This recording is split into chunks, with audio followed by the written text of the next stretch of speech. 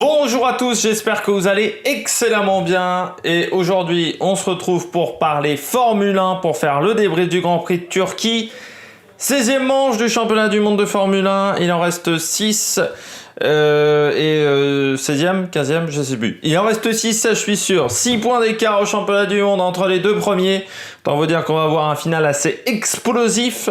Et on va revenir sur cette course du Grand Prix de Turquie. Bien entendu, il y aura les tops, les flops, les pilotes moyens, les bleus.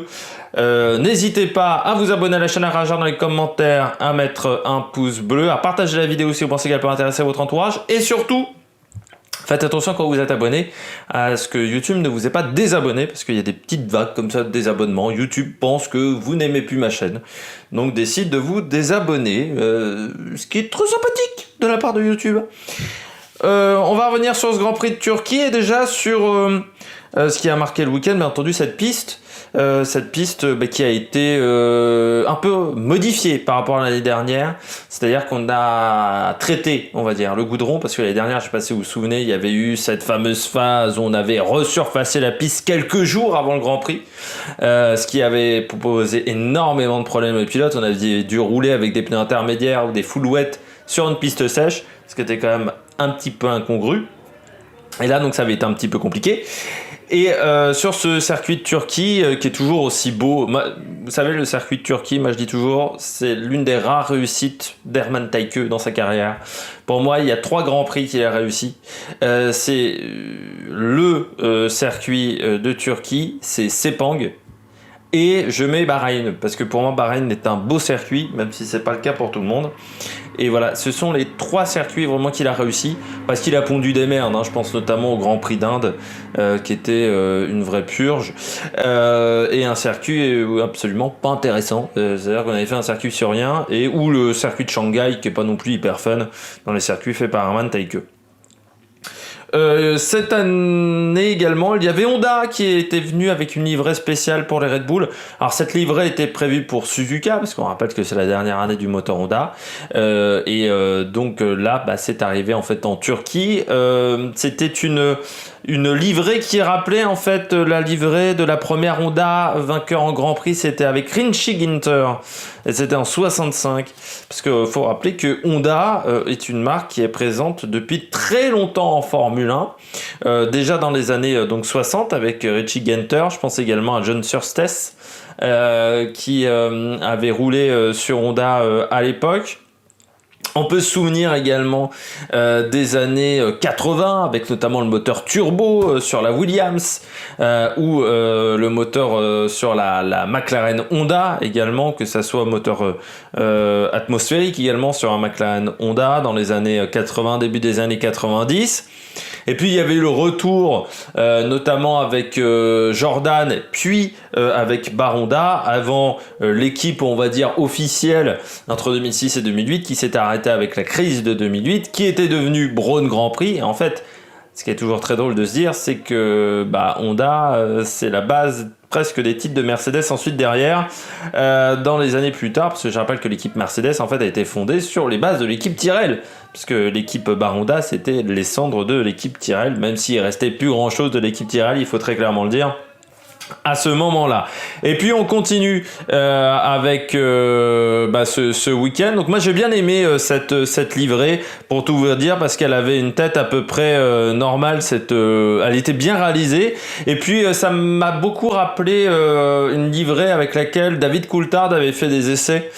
Cette livrée blanche. Et c'est vrai que ça dénotait un petit peu avec toutes ces livrées parfois un peu foncées, un peu trop ressemblantes entre certaines équipes de Formule 1, même si on a moins ce problème-là, je dirais, en Formule 1 que notamment du côté du cyclisme, ou du côté des cyclistes, des fois pour voir les différences entre deux maillots, c'est parfois un petit peu compliqué, mais Honda qui a fait du bon travail du côté de cette livrée. Et puis c'est bien de parler de l'histoire de la F1, parce que souvent on a tendance à oublier notamment que Honda, c'est pas que l'époque McLaren, il y a eu aussi Honda avant McLaren qui concevait même sa propre voiture, et avec un pilote français qui était mort sur une Honda, J'ai oublié son nom.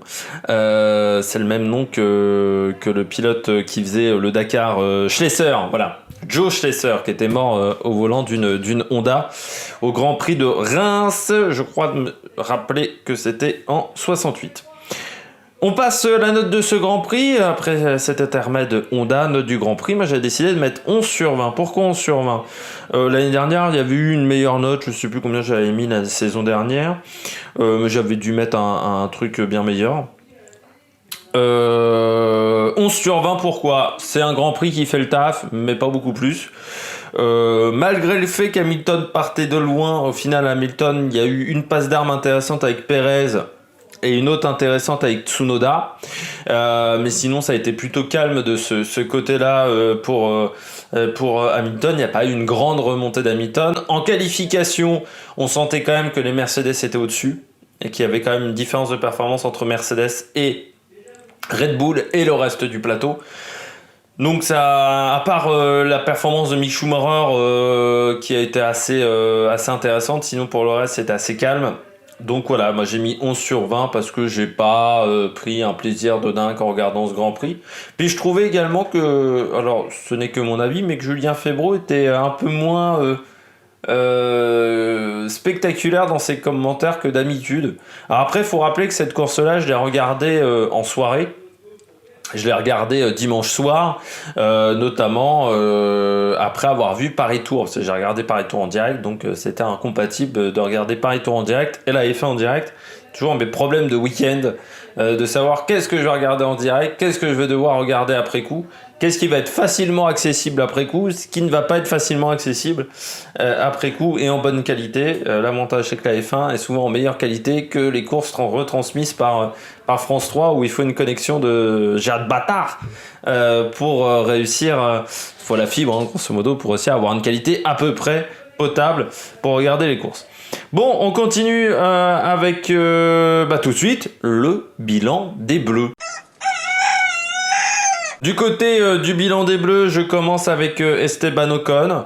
Moi, j'ai décidé de mettre 12 sur 20. J'ai décidé de mettre la même note aux deux Français, mais je commence avec Esteban Ocon, 12 sur 20. Il faut saluer déjà quand même la performance d'Esteban Ocon d'avoir réussi à faire un Grand Prix sans arrêt. Ce n'était pas arrivé depuis Mika Salo, 97 sur la Tyrrell à Monaco. Circuit beaucoup moins difficile pour les pneus et puis à une époque où c'était déjà extrêmement rare de le faire. C'est pas arrivé souvent en Formule 1 qu'on ait des courses sans arrêt ravitaillement, même pour changement de pneus. Il faut remonter, je pense, à l'époque des années 70 où on changeait très peu les pneus parce que ça prenait beaucoup de temps à l'époque et rester avec des pneus usés était donc moins un inconvénient qu'aujourd'hui. Bien entendu dans les années 50, parfois on changeait les pneus dans les années 50, notamment en Nürburgring, mais c'était très rare parce que ça prenait un temps monstre, il fallait au moins mettre 2 minutes. Il n'y avait pas de pistolet rapide pour les roues, mais saluer quand même la performance, parce qu'il faut tenir la voiture, surtout qu'un tour de plus il aurait crevé. Ça montre quand même aussi que ces pneus intermédiaires sont quand même bizarrement fichus parce qu'ils résistent en fait plutôt bien à l'asphalte sec, presque mieux à l'asphalte sec qu'à l'asphalte mouillé. C'est donc assez particulier et malgré tout ils surchauffent très vite. Donc c'est quand même des pneus qui... c'est des pneus Pirelli, j'ai envie de dire des pneus atypiques. C'est la conception des pneus Pirelli qui est déjà atypique parce qu'ils font quand même des pneus un petit peu pourris. Alors encore une fois, c'est la grande question de savoir est-ce que c'est à cause de Pirelli ou est-ce que c'est à cause des contraintes de la FIA. Mais je suis pas sûr que ça leur donne une bonne image de marque, les pneus en Formule 1 Pirelli. Pourtant c'est l'objectif, quand tu amènes des pneus en Formule 1, c'est soit faire énormément de progrès sur la technologie de tes pneus du quotidien, on va dire, soit c'est de te faire connaître auprès des gens. C'est ce qu'avait fait Bridgestone. Pourquoi Bridgestone avait décidé de vendre des pneus à l'époque pour la Formule 1, c'était parce que il y avait un intérêt pour Bridgestone de communiquer, surtout pour les pays européens, de montrer qu'ils étaient présents sur le marché, et c'est pour ça qu'aujourd'hui on voit autant de pneus Bridgestone en vente, même si ils ont dû fermer une usine dans le nord de la France. Donc du côté d'Ocon, belle performance de ce côté-là, malgré tout. Pourquoi je ne mets que 12 sur 20 ? Parce qu'il ne rapporte qu'un point. Et c'est vrai que Alpine, le bilan est maigre sur ce week-end de course pour Alpine, et c'est pour ça que je ne mets donc que 12 sur 20 pour Esteban Ocon, parce que je suis resté un petit peu sur ma faim. par rapport à cette course du côté du pilote français.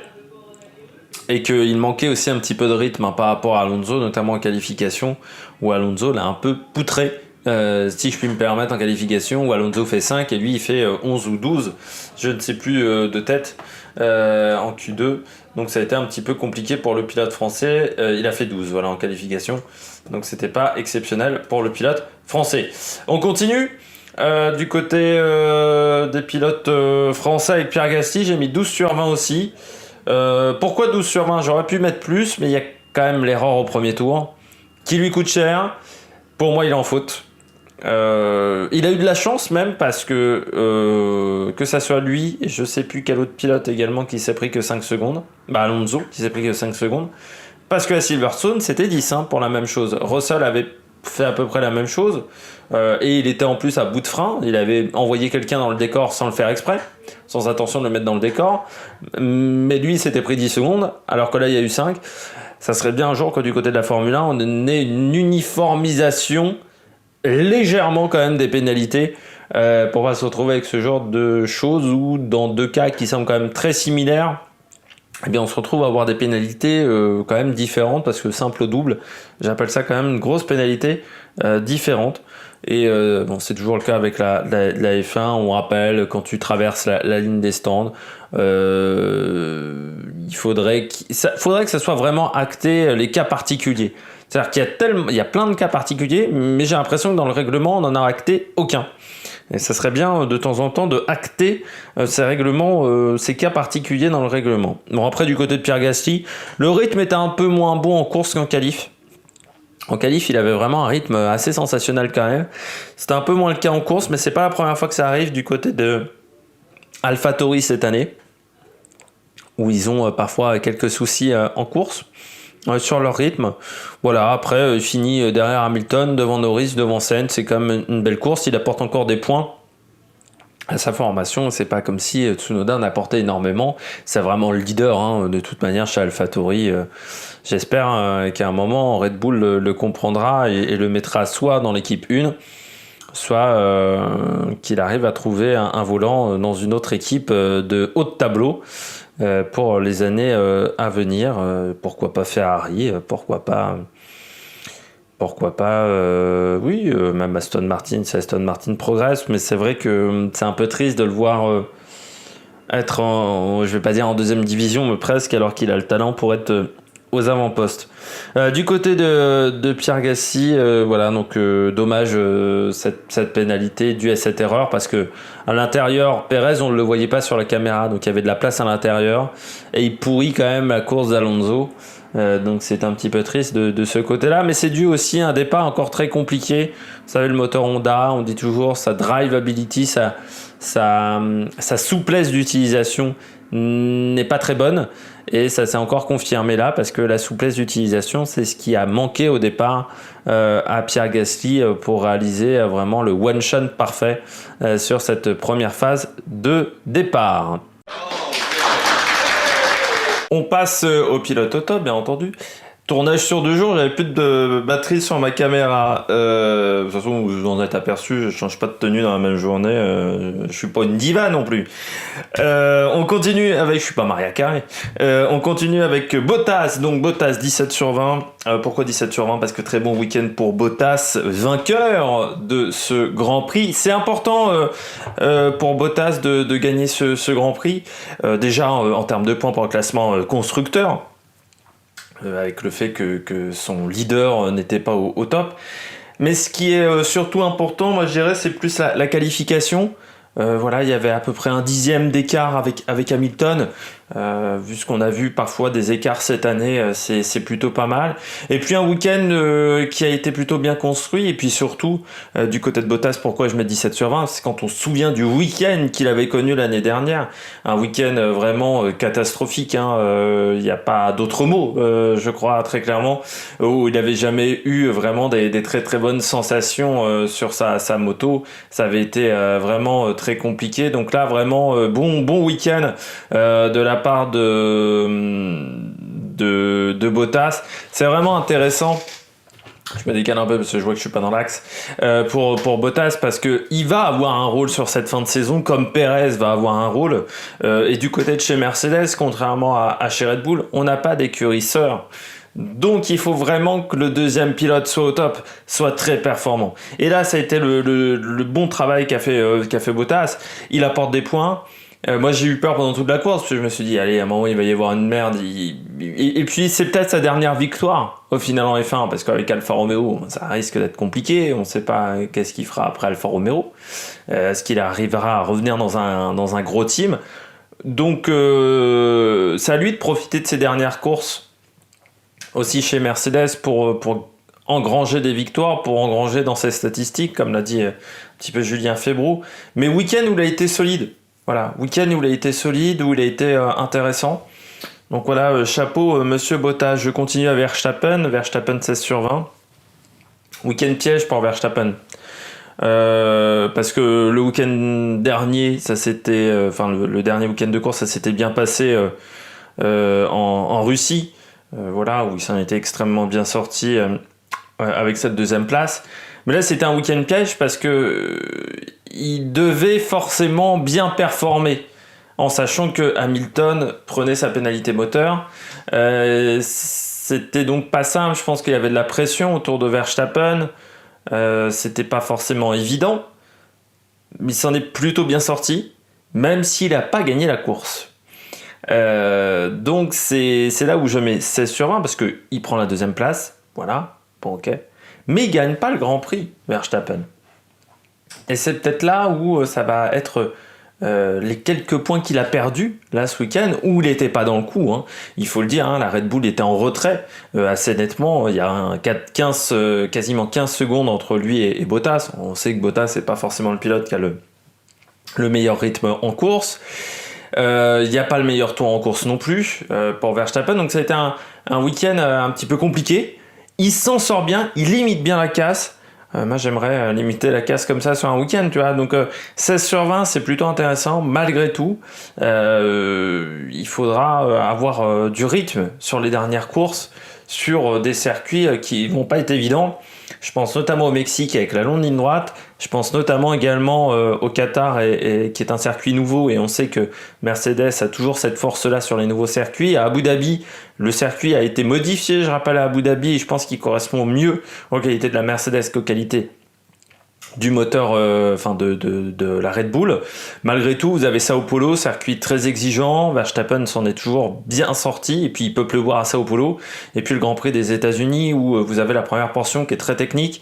Après, vous avez la longue ligne droite, mais avec les bosses aussi, ça sera peut-être pas si facile que ça pour les véhicules de tête, vu qu'il va falloir rouler très souple en suspension, comme on a vu en MotoGP.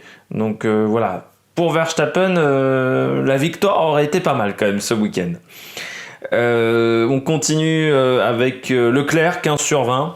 Week-end encore solide de Charles Leclerc. Il n'y a pas grand-chose à dire sur les courses en ce moment de Charles Leclerc, je trouve.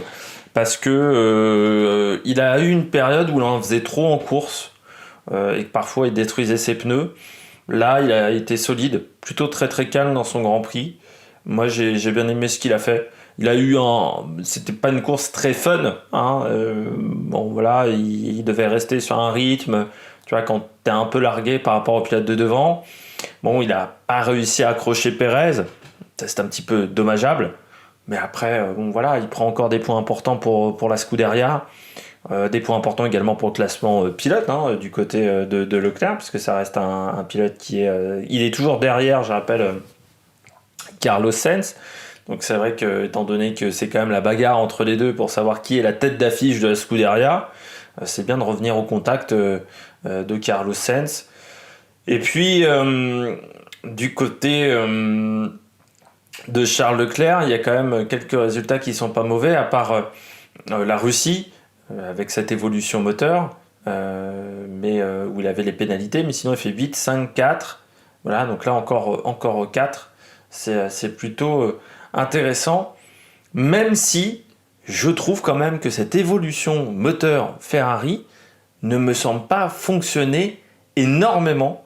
Il me semble que voilà, elle est légèrement en retrait cette évolution moteur, que l'avantage qu'on pensait qu'elle allait apporter pour l'équipe, c'est pas vraiment le cas. Donc c'est là où c'est un petit peu décevant. Moi j'ai mis également 14 sur 20 à Carlos Sainz. Un point de moins qu'à Leclerc, mais il arrive quand même à rentrer dans les points malgré une pénalité. Pénalité assez importante, là encore système moteur entièrement changé. Et donc du côté de Carlos Sainz, je trouve que ça s'est bien passé. Il prend des points, ce qui n'était pas forcément assuré en début de week-end. Et puis il avait un très bon rythme en qualification. Quand il a éliminé du monde en qualification en Q1 et en Q2. Donc voilà, il a été bon, Carlos Sainz, sur ce week-end. Et puis surtout, pas d'erreur de pilotage, contrairement au week-end précédent, où il a eu tendance cette année, sur quelques week-ends précédents, à faire quand même des petites bêtises. Je pense notamment en Italie, je pense notamment au Grand Prix des Pays-Bas, également au Grand Prix de Hongrie, où il avait fait des erreurs. Là, il a été performant, rapide, fiable. C'est ce qu'on attend de lui. Il marque des points qui sont importants également au championnat constructeur pour Ferrari. Bon week-end, j'ai envie de dire, rien à signaler, pourtant c'était mal embarqué encore une fois avec cette pénalité moteur. 14 sur 20 également pour Sergio Pérez. Le deuxième homme qui est si important, il a bien protégé sa position, notamment face à Lewis Hamilton, où il a bien embêté Lewis Hamilton en défendant bien sa position. Donc il a joué un rôle important pour sa tête d'affiche, pour son leader. Malgré tout, Pérez, il y a toujours cette performance en retrait en qualification, parce qu'en course, il a un rythme, je dirais, assez proche de Max Verstappen quand même. Le rythme entre les deux pilotes, et je dirais, il y a peut-être 5 dixièmes, 6 dixièmes. Grand maximum sur certains tours. Je pense que plutôt l'écart est beaucoup plus faible que ça au niveau qualification, avec vraiment un rythme plutôt intéressant entre les deux pilotes. Par contre, c'est beaucoup plus compliqué en qualification. Là encore, il y a 5 dixièmes d'écart en qualification entre les deux pilotes, ce qui est assez incompréhensible quand je me souviens pas quand même que face à ses autres équipiers, que ce soit face à Stroll mais face à Ocon aussi, il y avait un tel écart de performance en qualification et en course chez Force India. Donc il faudrait se poser les bonnes questions, peut-être également chez Red Bull. Pourquoi il y a un tel écart de performance en qualification ? On a l'impression qu'il n'arrive pas à faire des tours rapides avec cette voiture. Parce que ça serait compréhensible s'il y avait le même écart en course, s'il était complètement à la rue en course, sauf qu'il a plutôt fait des bonnes courses cette année avec Red Bull.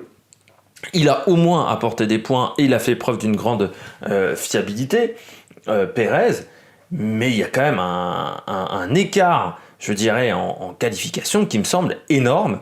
Et même sur un week-end où il finit sur le podium, ce week-end, l'écart de performance entre les deux était quand même assez dingue, je trouve. Je poursuis. Lando Norris, 13 sur 20. Ce week-end solide, mais pas sensationnel. Ça fait quand même depuis quelques courses que McLaren me semble légèrement en difficulté, légèrement en perte de vitesse dans cette équipe. Alors il y a eu le très bon week-end en Italie, ça c'est clair et net. Mais sur cette deuxième partie de saison, j'ai l'impression quand même que du côté de chez McLaren, on est un petit peu en difficulté, on a un peu régressé dans la hiérarchie. C'est-à-dire que l'écart avec Red Bull et avec Mercedes s'est accentué. Et l'écart, notamment avec Ferrari, parfois Ferrari est devant, et l'écart aussi avec l'équipe, avec Pierre Gasly ou avec Fernando Alonso, c'est presque inversé. C'est-à-dire que c'est maintenant plutôt ces pilotes-là qui sont devant McLaren.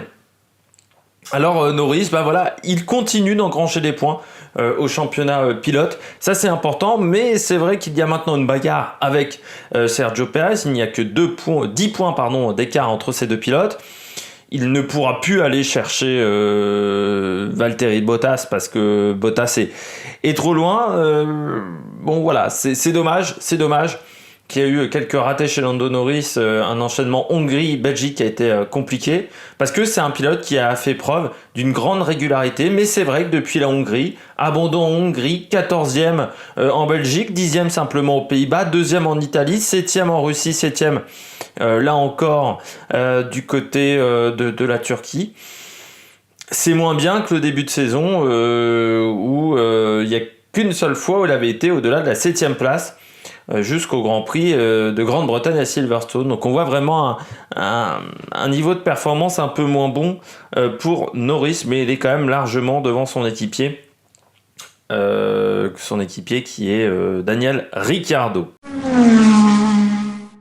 On passe au pilote moyen. Je suis arrivé trop vite sur Norris. Norris, donc, était à 13 sur 20, était déjà un pilote moyen. Je poursuis avec Lewis Hamilton, 13 sur 20 également pour Hamilton. 5e, avec une pénalité au départ, hein. Je rappelle, sur la grille de départ pour changement de moteur, 10 places de pénalité, donc il partait 11e, il fait 5e. On voit encore toute la difficulté quand même qu'a la Mercedes de rouler en peloton. Voilà, ça s'est encore confirmé, hein. Il n'avait pas un rythme fou dans le peloton. Erreur stratégique également au niveau de l'arrêt au stand. Donc ça a coûté un petit peu cher quand même à Mercedes, tous ces petits soucis-là. Il y a un écart de points quand même. En plus, Verstappen, ils avaient vraiment changé énormément de pièces. Il partait dernier sur la grille, il finit 2 en Russie. Lui, il a changé que le moteur. Donc ça voudrait peut-être dire qu'il va y avoir encore une autre pénalité, peut-être à suivre dans le reste de la saison. J'ai lu un article, alors je ne sais plus si c'était dans quel journal. C'était dans un journal sur internet où on parlait de Mercedes et on parlait de l'équipe qui était vraiment inquiète de tous les petits bruits maintenant qu'il y avait sur la voiture. Il y avait une sorte de paranoïa autour de la Mercedes de Hamilton où les mecs entendaient des bruits, ce qui arrive souvent, on dit toujours dans les 24 heures du Mans notamment. Et quand tu arrives dans la dernière heure, tu entends des bruits qui n'existent pas sur ta voiture. On a l'impression que chez Mercedes, c'est un peu comme ça. C'est-à-dire qu'on entend des bruits parce que là, le combat va être serré et ça serait bête que le combat se perde sur un changement de moteur. Ce qui s'était passé face à Nico Rosberg, où c'était la fiabilité qui avait fait que Nico Rosberg avait été champion du monde. Certes, Nico Rosberg avait quand même énormément de rythme cette année-là en 2016, mais Lewis Hamilton avait enchaîné les pépins mécaniques, surtout en début de saison. On se souvient également de la Malaisie, où il avait éclaté son moteur. Là, j'ai l'impression qu'on est un petit peu dans le même niveau de tension face à Verstappen chez Mercedes, et surtout dans le clan de Hamilton, on n'est pas serein. Et c'est normal, parce qu'on est en retard au championnat du monde. Et c'est la première fois de sa carrière où Hamilton est dans cette situation-là, c'est-à-dire dans la position du chasseur, à ce moment-là de la saison, face à Vettel, notamment quand Vettel était chez Ferrari, ça s'est arrêté à mi-saison, à Hockenheim. On avait dit souvent c'était Hockenheim le Grand Prix d'après, et puis Vettel s'écroulait. Verstappen ne s'écroule pas pour le moment. Red Bull ne s'est pas écroulé en termes de performance. C'est ça qui inquiète Hamilton, parce qu'il sait que ça va jouer. C'est peut-être le championnat le plus serré de sa carrière avec celui de Rosberg. Et Rosberg, encore une fois, il y a eu beaucoup de problèmes de fiabilité. Là, chez Mercedes, il n'y a pas eu de problème de fiabilité. C'est juste que depuis le début de saison, ils sont extrêmement proches, chacun des deux pilotes. Et surtout, Verstappen enchaîne plutôt les très grands résultats. Car si on enlève ces abandons, il y a 3 abandons pour Verstappen. Son pire résultat est une 9e place, alors que du côté de Lewis Hamilton, vous avez qu'un abandon, mais vous avez une 15e place en Azerbaïdjan, et vous avez une 4e place également en Autriche, et une 5e place, donc là en Turquie, ce qui fait qu'il est un petit peu en retard au niveau du championnat pilote, mais on reviendra là-dessus en fin de vidéo, en fin de saison. On se réveille, nom de Dieu. On passe au pilote à 12 sur 20. Je commence avec Russell, week-end solide. RAS, j'irai du côté de George Russell. Je vais pas épiloguer plus que ça. Peut-être un peu plus en retrait que d'habitude en qualification. On a vu Latifi parfois assez proche en essai et en qualification de Russell. En course, il a été un peu meilleur, mais la Williams était en retrait ce week-end. Elle est rentrée dans le rang. Tu sais, chez Williams, on a quand même enchaîné plusieurs grands prix où on a accumulé les points. Là, c'était un peu plus compliqué ce week-end. Voilà, seulement une 15e place, malgré les pneus intermédiaires, malgré des conditions tricky, comme diraient les Anglais, des conditions assez glissantes. Ça n'a pas permis à Russell de remonter dans le classement. Il a quand même réussi à conserver Fernando Alonso derrière lui. Puis voilà, ce week-end, l'écart avec Latifi était quand même plus limité que d'habitude. Je continue avec Lance Stroll. Lance Stroll qui marque des points, les 2 points de la 9e place. Week-end là aussi, je dirais, solide de la part de Lance Stroll. Il n'y a pas grand-chose à dire du côté de Lance Stroll. L'Aston Martin est en retrait en termes de performance, on le sait depuis le début de saison. Il apporte des points à son équipe. Il profite également des malheurs de Vettel qui a osé le parade des slicks, ce qui n'a pas été le cas de Stroll, mais on voit qu'en un an, l'année dernière il faisait la pole sur cette même piste, alors certes dans des conditions atypiques, avec le goudron qui était extrêmement glissant, mais cette année il était loin de ce niveau-là de performance, alors pourtant les conditions étaient également glissantes lors des qualifications, avec une piste humide. Donc, dommage du côté de Stroll. Mais voilà, Aston Martin s'est un peu raté sur sa voiture cette année. On espère même que du côté d'Aston Martin, ça ira mieux l'année prochaine, parce qu'il ne faudrait pas refaire cette erreur-là 2 années d'affilée. Surtout qu'à partir de l'année prochaine, dès qu'on va commettre une erreur, ça va être compliqué de la rétablir en cours de saison. Je continue avec Mick Schumacher, 11 sur 20, pour une fois que je suis sympa avec Mick Schumacher, parce que grande qualification sur un circuit où il n'avait pas dû mettre les pieds souvent sur cette piste, parce que l'année dernière il n'y avait pas la F2. Je pense qu'il avait jamais roulé en Turquie, Mick Schumacher. Donc c'était... quand il avait fait les tests, je crois que c'était pas la Turquie lui, Mick Schumacher. Mais de toute manière, il n'avait pas roulé en course en Formule 1 sur cette piste, ça c'est clair et net. Et il a quand même sorti peut-être la meilleure séance de qualification de sa carrière, dans des conditions difficiles. Il a montré qu'il y avait un petit peu de niveau, un petit peu de talent quand même chez lui. Et puis en course, forcément ça a régressé, mais la A c'est tellement une bouse que c'est compliqué d'être performant avec cette voiture. Mais il finit quand même devant son équipier Mazepin, même si pendant un grand moment pendant le Grand Prix, ils ont été l'un avec l'autre. Ils finissent quand même complètement largués, parce que ce sont les 2 seuls qui sont à 2 tours. Donc il y a quand même un tour de retard sur tous les autres pilotes, avec un niveau de performance assez catastrophique quand même du côté de chez Haas. La fin de saison, ils sont en train de compter le nombre de grands prix, je dirais, jusqu'à la fin de saison du côté de chez Mick Schumacher. Surtout que l'espoir d'aller chez Alfa Romeo s'amenuise de plus en plus. Je ne sais pas si vous avez lu cette information, que Andretti voudrait racheter l'équipe Alfa Romeo. On parle bien d'Andretti Motorsport, l'équipe américaine, et qui voudrait mettre un pilote américain avec Valtteri Bottas comme équipier. Donc ça serait quand même très mauvais signe du côté de chez Mick Schumacher, surtout que je ne suis pas sûr qu'un pilote Haas aurait la capacité d'aller chez Andretti. On sait qu'aux États-Unis, il y a un peu c'est compliqué de passer d'une équipe à l'autre, et surtout quand ce sont des grosses équipes, notamment en IndyCar ou en NASCAR. Et puis je termine du côté des pilotes moyens avec Latifi, j'ai mis 10 sur 20.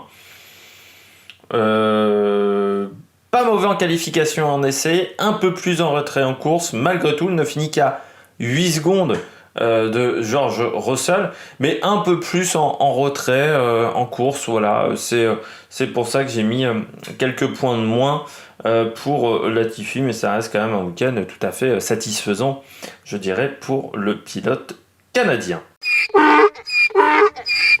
On passe au bonnet d'âne. Je commence avec Giovinazzi, 8 sur 20. C'est pas comme ça qu'il va réussir à sauver sa tête, Giovinazzi. S'il peut encore sauver sa tête. Ça, c'est un peu la grande question. Mais ça suffit pas, quoi. Ça suffit pas, une 11e place en course. Et sa position en qualification, 16e. Alors certes, il finit à chaque fois devant Raikkonen, 16e sur la grille, mais 17e en qualif, hein, parce qu'il y avait Carlos Sainz et Ricciardo qui étaient rétrogradés, donc même plus loin. 18e, pardon, sur la grille. Il est quand même derrière Mick Schumacher. Ça fait mal au moral. Derrière aussi Nicolas Latifi. Ça fait aussi très mal au moral. Derrière la Williams de George Russell. Ça fait aussi très mal au moral. Et puis du côté de Antonio Giovinazzi, il manque du rythme, il y a eu quand même quelques erreurs sur les dernières courses. Week-end beaucoup plus fiable, par contre, cette semaine. Mais il en manque, quoi. Il manque de la perfo. Quand vous êtes sur la sellette, c'est un peu compliqué. Et puis le problème, c'est Giovinazzi. C'est pas comme si c'était déjà le cas les années précédentes. Déjà l'année dernière, surtout après sa première saison, où il avait été sur la sellette en 2019. Un peu moins en 2020, mais quand même.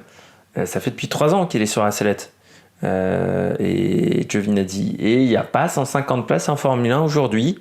Si André Thier achète Alfa Romeo, ça sera à mort.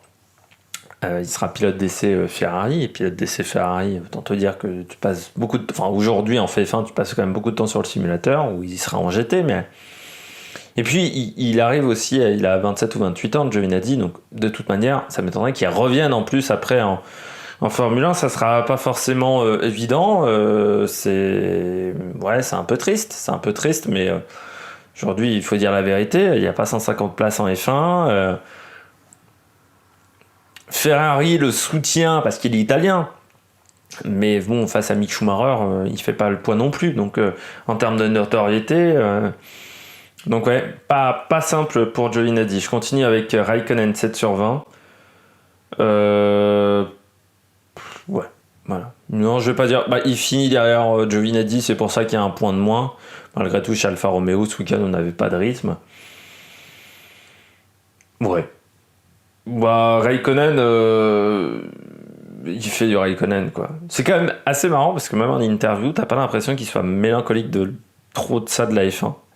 C'est assez drôle, je trouve, à chaque fois ces interviews, parce que bon, pourtant, il va finir sa carrière là, hein. T'as pas l'impression qu'il y a de la mélancolie chez Raikkonen.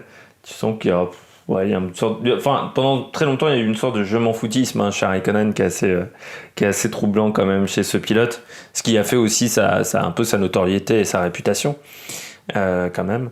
Mais j'ai pas l'impression qu'on le reverra souvent sur les Grands Prix après la fin de sa carrière en F1, Raikkonen, contrairement à d'autres pilotes qu'on voit assez régulièrement, notamment Joël Alesi. Je suis pas sûr que quand il quittera la Formule 1, on le reverra.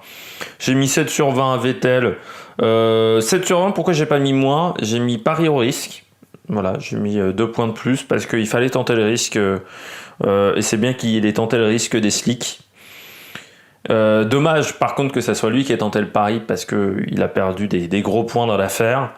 Et puis ça a un peu gâché son week-end, hein, son Grand Prix. Donc voilà, triste de ce côté-là, mais il fallait tenter le coup. Il fallait tenter le coup du côté de Vettel. Moi j'étais attristé de voir qu'aucun pilote tentait le coup des slicks ou tentait le coup de mettre un autre type de gomme. Et puis aussi on lui a mis des médiums alors qu'il aurait fallu mettre des softs à Vettel. Est-ce qu'on avait encore des softs neufs ? Ça c'est par contre la grande question. Alonso 6 sur 20. Je m'aperçois que j'ai quand même mis une note un peu sévère pour Alonso. En fait, j'ai un peu trop pris en compte la course et passé les qualifs. Il fait une très grande qualif, 5e, donc excellent qualification. Mais après, 6e parce qu'il y a la pénalité de Hamilton.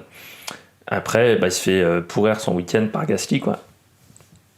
Et dans le peloton, de toute manière, il n'y avait pas un très grand rythme. Alors peut-être que la voiture également avait des dégâts suite à ce contact, mais j'ai l'impression qu'un peu comme Ocon, ils n'avaient pas un rythme foufou en course du côté de chez Alpine. Pourtant ils avaient fait un bon vendredi, mais sur piste humide, j'ai l'impression que c'était pas trop ça du côté de chez Alpine. Et puis j'ai mis 5 sur 20 à Tsunoda et Raikkonen, alors 5 sur 20 à Ricciardo, pardon. 5 sur 20 pour Tsunoda. Même s'il a bien défendu sa position, parce qu'il a dit en interview, je veux que Verstappen soit champion du monde en même temps, sinon je pense que t'es viré dans le clan Red Bull. Mais du côté de Tsunoda, il reste quand même vraiment en retrait en termes de performance par rapport à Gasly. Voilà, il finit à 1 seconde 3. Il y a 1 seconde entre les deux, quoi, en qualif. 1 seconde entre les deux. Alors même si oui, il arrive à rentrer en Q3, il y a quand même trop d'écart de performance. Trop d'écart de performance en qualification, même si c'était sur une piste qu'il ne connaissait pas aussi. Ça fait beaucoup, et puis en course, il n'a jamais été vraiment dans le coup. Alors c'est vrai que la défense a encore moins aidé sa course, parce qu'il a quand même vraiment tapé dans ses pneus, mais il finit 14e, derrière Ricciardo, devant Russell, donc pas incroyable. Et puis du côté de Ricciardo, jamais dans le coup ce week-end, donc 5 sur 20, là aussi largué par rapport à Lando Norris. Norris est 7, lui il fait 13 lors du Grand Prix. Bon bah voilà, du côté de Ricciardo, pourtant je pensais que voilà, avec ses podiums, sa victoire en Italie, que ça allait redonner du bon au cœur et qu'il avait enfin trouvé la solution sur cette voiture, mais il semblerait que toujours pas, et qu'elle soit toujours en difficulté. Puis Mazepin 4 sur 20, Grand Prix compliqué, qualification compliquée, enfin voilà, ça reste du Mazepin. Je vais pas encore dire beaucoup plus sur Mazepin, parce que je vois que je suis déjà très long en vidéo. Donc voilà, Mazepin 4 sur 20. Ce week-end qui n'était pas incroyable encore pour le pilote russe. On passe au classement du championnat du monde pilote et constructeur. Vous le voyez tout de suite, le championnat du monde pilote. Max Verstappen en tête, avec donc 6 points d'avance sur Lewis Hamilton. Ensuite, loin derrière, nous retrouvons Valtteri Bottas, qui a désormais plus de 30 points d'avance sur Lando Norris. On retrouve ensuite une balle bagarre entre Norris, Perez, 10 points d'écart. Belle bagarre également entre Sainz et Leclerc avec un demi-point d'écart, puis Ricciardo. Gasly qui est 21 points derrière Ricciardo, puis Alonso, Esteban Ocon, Vettel. On passe au classement constructeur. Du côté du classement constructeur, eh bien c'est Mercedes qui est en tête avec désormais un avantage de 36 points sur Red Bull Honda. La victoire de Bottas fait du bien. On retrouve ensuite McLaren qui n'a plus que 7 points et demi d'avance sur Ferrari, puis Alpine Renault qui a 12 points d'avance sur AlphaTauri. Ensuite Aston Martin décroché, Williams 23 points, Alfa Romeo 7 points et Haas qui n'a toujours pas de marqué de points, et je pense que ça sera très compliqué pour que Haas marque des points d'ici la fin de saison. J'espère que vous avez aimé cette vidéo. Si vous avez aimé cette vidéo, n'hésitez pas à mettre un pouce bleu, n'hésitez pas à vous abonner à la chaîne. Nous, on se retrouve donc le 25 ou le 26 octobre pour faire le débrief du Grand Prix des États-Unis. Et puis n'hésitez pas à vous abonner d'ici là. Allez, ciao ciao sur l'Amérique Production.